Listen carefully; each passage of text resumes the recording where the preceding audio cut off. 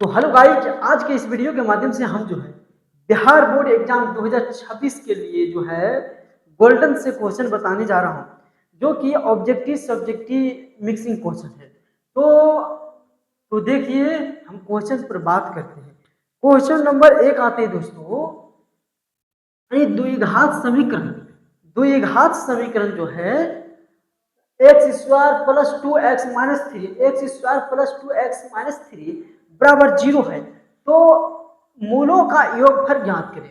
तो मूलों का जो योगफल होते हैं दोस्तों क्या होता है, अब सुनिए ना। तो पहले सबसे क्या करना, यानी x square plus 2x-3 equal 0। यानी पहले क्या करना, ए बराबर जो है जिसके साथ है कोई नहीं रहते तो 1 रहते, यानी जिसके आगे कोई नहीं रहते तो 1 रहते, तो 1 हो गया। और बी बराबर है एक्स का तो अनिट 2 होगा, सी बराबर हो जाएगा -3। तो योगफल बोल रहा, योगफल यानी alpha plus beta, alpha plus beta हो जाएगा।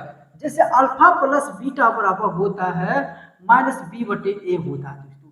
अल्फा प्लस बीटा बराबर होते हैं -b/a और अल्फा इंटू बीटा बराबर होते हैं c/a। तो हमको जो पूछ रहा है योगफल पूछ रहा है। तो योगफल जो होते हैं अल्फा प्लस बीटा होते हैं, तो अल्फा प्लस बीटा बराबर होता है -b/a होते हैं दोस्तों, -b/a होते हैं। तो -b यानी -b और b के जगह 2 है और a के जगह 1 से भाग देंगे 2 में तो 2 ही आ जाएगा, यानी -2। इसका जो आंसर आते हैं दोस्तों तो -2 आंसर आते हैं। नेक्स्ट क्वेश्चन पर, क्वेश्चन नंबर 2 पर हम बात करते हैं दोस्तों।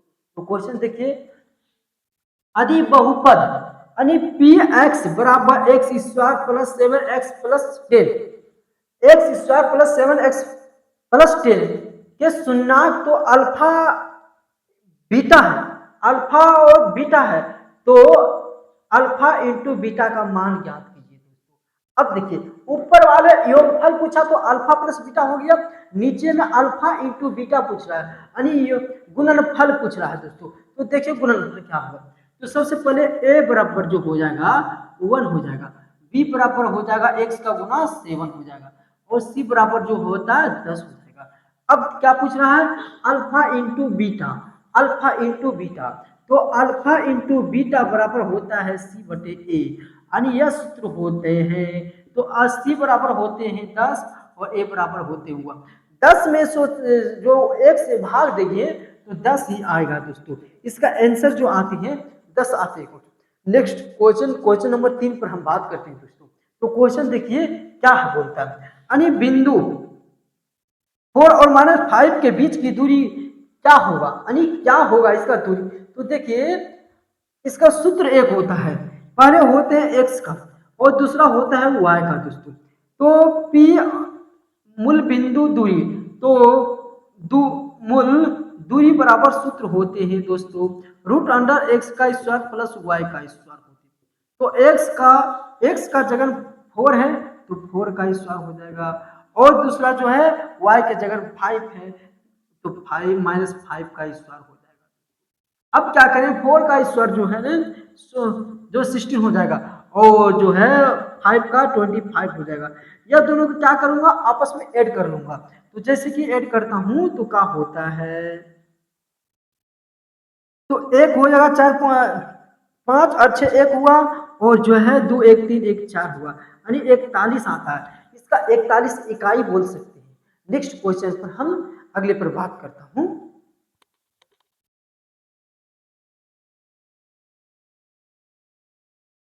तो देखिए अगले क्वेश्चन आया, क्वेश्चन नंबर 4 पर हम बात करते हैं दोस्तों।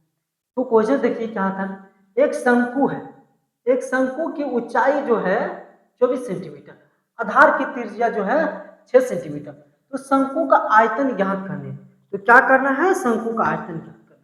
तो जैसे कि देखिए दोस्तों, एक शंकु बनाता हूं, यह जो है एक शंकु है और 6 सेंटीमीटर जो है त्रिज्या है, ऊंचाई जो है 24 सेंटीमीटर और थोड़ा बड़े होगा, जगह नहीं है उस कारण से ही छोटे बनाया हूँ, और 6 सेंटीमीटर त्रिज्या। तो शंकु का आयतन हो रहा है दोस्तों।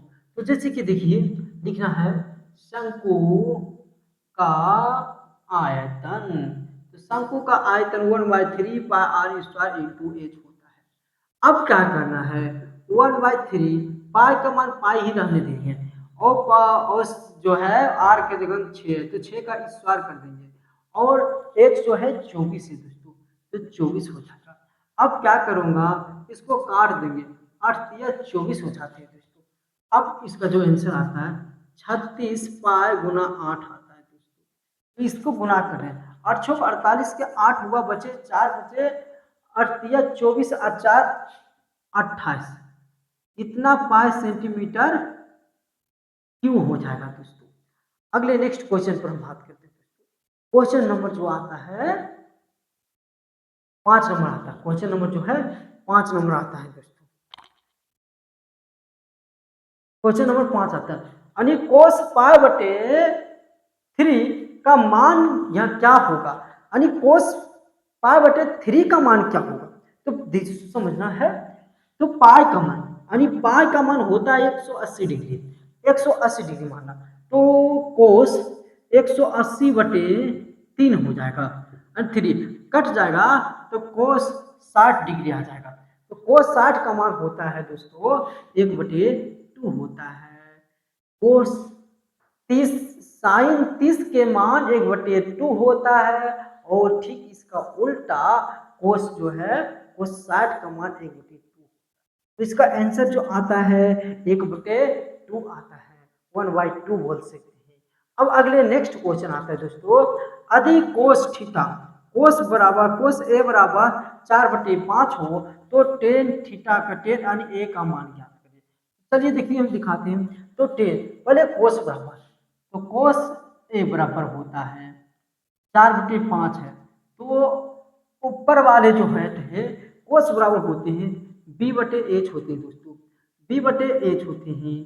तो देखिए ये h हो गया यह और b हो गया 4, तो हमको p निकालना है दोस्तों। तो p निकालने का सूत्र होता है √h का स्क्वायर घटा b का स्क्वायर, p बराबर होता है यानी 5 का स्क्वायर माइनस 4 का स्क्वायर, p बराबर होता है 5 का वर्ग करेंगे तो 25 आ जाएगा और माइनस 4 का करूंगा तो 69 का, तो इसमें जो घट जाएगा तो 9 आएगा, 9 का आता है वर्ग जो है 9 का जो वर्गमूल आता है स्क्वायर, तो यह 3 आता है, इसका निकल गया 3 दोस्तों। अब क्या करने वो समझना, तो टेन थीटा यानी टेन ए का मान पूछ रहा है दोस्तों ना, तो टेन ए वाला हुआ। तो इस समस्या में इसमें इसको ए माना जाएगा, इसको बी और इसको सी माना जाएगा। अब ए पूछ रहा है तो टेन ए बराबर होता है, टेन ए बराबर यानी p/h होगा दोस्तों, p/b होगा, तो p जो है 3 है और p जो 4 है, तो यानी 4/3 होते हैं दोस्तों। नेक्स्ट क्वेश्चन पर बात करता हूँ, क्वेश्चन नंबर 7 पर बात करते हैं दोस्तों।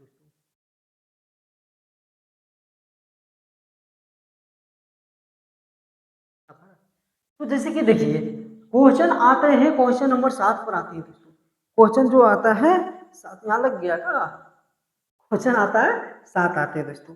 अब देखना क्या करना है, तो 2x माइनस 8x और प्लस 6 है, वो शून्यकों का योगफल एवं गुणनफल ज्ञात करें दोस्तों। इसमें जो है अल्फा प्लस बीटा ज्ञात करना और अल्फा इंटू बीटा ज्ञात करना। तो जैसे कि देखिए पहले सबसे पहले क्या करें, समीकरण 2x² माइनस 8x और प्लस 6। अब देखिए a बराबर जो होता है ज्यादा डाल दिया का, तो ओ बी बराबर जो होते हैं दोस्तों -8 होते हैं और सी बराबर जो होते हैं 6 होते हैं। अब क्या करना है, alpha plus beta, alpha plus beta ही होता है शून्यकों का योगफल, और तो योगफल बराबर होते हैं -b/a होते हैं दोस्तों। माइनस बी है -8/2 हो जाएगा, माइनस माइनस प्लस हो जाएगा यानी 8/2 यानी जो है 4 आ जाएगा। तो अल्फा प्लस बीटा बराबर 4 आता है। अगला आता है अल्फा इंटू बीटा बराबर जो होते हैं दोस्तों बी c/a होते हैं, c जो है 6 है और a है 2 है, कट के आ जाएगा। तो अल्फा प्लस बीटा बराबर 4, अल्फा इंटू बीटा बराबर 3, यही आंसर होगा। यह जो क्वेश्चन आता है दोस्तों, ये 2 नंबर वाले में आता है, 2 नंबर का है। नेक्स्ट क्वेश्चन पर बात करता हूँ, क्वेश्चन नंबर 8। जैसे कि देखिए, एक वृत्त की परिधि ज्ञात, वृत्त की परिधि 88 सेंटीमीटर है। एक वृत्त की परिधि जो है 88 सेंटीमीटर है, तो वृत्त का क्षेत्रफल ज्ञात करें। तो ज्ञात कैसे करना देखना, तो सबसे पहले एक वृत्त निकालना है, बनाना है। तो वृत्त यहाँ है, ये वृत्त का केंद्र है, वृत्त के केंद्र से यह जो इसके बीच की दूरी जो आर माना जाता है, जिसको त्रिज्या भी बोली जाती है दोस्तों। अब क्या लिखना है, देखना है, माना कि वृत्त की त्रिज्या, वृत्त की त्रिज्या बराबर 8 सेंटीमीटर। अब देखना है, इसलिए दिया हुआ परिधि, तो परिधि के रूट में चलेंगे, तो का परिधि वृत्त का परिधि होता है 2 पाई आर होते हैं दोस्तों। तो वृत्त का परिधि होते हैं दोस्तों 2 पाई आर होते हैं दोस्तों। अब क्या करें, परिधि दिया हुआ 88 बराबर 2 गुना पाई के मान 10/7, आर नहीं दिया हो तो आर लिखना। इधर भाग में है तो इधर गुना आ जाएगा, गुना में रहेगा तो भाग में आ जाएगा, भाग में है तो गुना में आ जाएगा दोस्तों। 88 गुना 7 गुना 2 गुना 22 गुना आर, तो आर बराबर होता है 88 गुना 7/2 गुना जो है 22, 22 दुना 44, 22 चौक 88 और 2 दुना 4, यानी जो आर बराबर आता है तो 14 आता है। तो इसलिए क्षेत्रफल बराबर वृत्त का क्षेत्रफल पूछ रहा ने, तो वृत्त का क्षेत्रफल होता है पाई आर स्क्वायर होती है। पाई आर, वृत्त का क्षेत्रफल पाई आर स्क्वायर होते हैं, तो वृत्त का पाई का मान 22/7 होते, आर जो है 14 है, गुना 14 कर देंगे, 7 गुना 14 कट जाएगा और 22 गुना 28 हो जाएगा। 22 गुना 28 कर देंगे तो 28 गुना 56, 28 गुना 6, 6 5 11 और 6, यानी जो है 616 सेंटीमीटर आता है दोस्तों। चलते हैं, वीडियो हम समाप्त करते हैं क्योंकि लाइन कट गई है, तो अगले वीडियो में आपके साथ मिलते हैं।